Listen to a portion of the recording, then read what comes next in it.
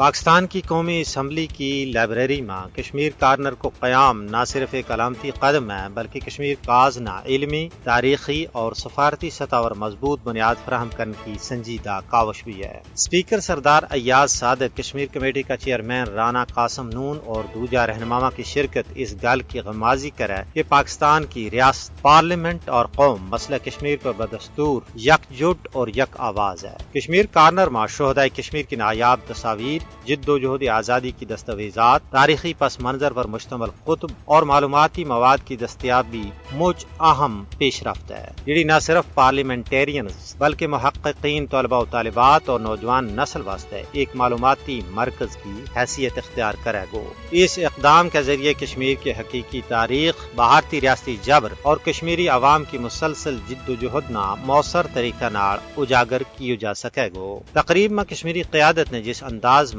اپنی واز چائی وہ اس حقیقت نہ مزید واضح کرے کہ مقبوضہ ریاست جموں کشمیر آج بھی بدترین فوجی محاصرہ، جبری گمشدگیاں، غیر قانونی گرفتاریاں اور بنیادی انسانی حقوق کی سنگین پامالیاں کو شکار ہے۔ عالمی اصولوں، جنیوا کنونشنز اور اقوام متحدہ کی قراردادوں کی خلاف ورزیوں کے باوجود کشمیریوں کو عزم اور حوصلہ برقرار ہے اور پاکستان کے اخلاقی، سیاسی اور سفارتی حمایت انہاں واسطے حوصلہ کو مضبوط ذریعہ بھی ہے۔ کشمیر کارنر کا قیام اس گل کو عملی ثبوت ہے کہ پاکستان نہ صرف بین الاقوامی فورمز پر کشمیر کا موقف نہ مؤثر انداز میں پیش کرنا چاہے بلکہ تاریخی حقائق نہ محفوظ کر کے مستقبل کی نسلوں تک منتقل کرنے واسطے بھی سنجیدہ ہے۔ یہ ایک اہم قدم ہے جو قومی بیانیہ نہ مزید تقویت دے گا اور عالمی برادری تک واضح پیغام پہنچاوے گا کہ پاکستان کشمیری عوام کے نال اپنی وابستگی اور حمایت ہمیشہ جاری رکھے گا۔